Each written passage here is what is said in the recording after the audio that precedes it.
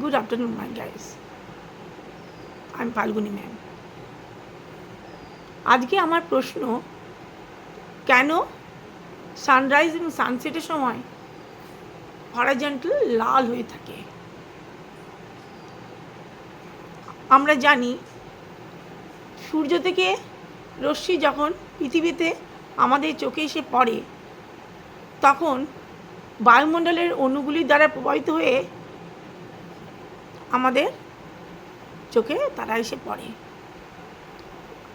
আমরা এটাও জানি যে লাল রশ্মির ওয়েভলেন্থ সব থেকে বেশি আর লিস্ট স্ক্যাটার হয়, মানে কম ছড়িয়ে পড়ে, এবং ব্লু রশ্মি যেটা নীল রশ্মি ওয়েভলেন্থ মিনিমাম এবং অনেকটা দূরত্ব পর্যন্ত স্ক্যাটার হয়। কিন্তু নীল রশ্মি অনেকটা দূরত্ব পর্যন্ত স্ক্যাটার হলেও তা তাড়াতাড়ি চলেও যায়। কিন্তু লাল রশ্মি ম্যাক্সিমাম ওয়েভলেন্থ থাকায় লাল রশ্মি লিস্ট স্ক্যাটার হয় এবং সেটা থেকে যায়, লিস্ট স্ক্যাটার হয় থেকে যায়।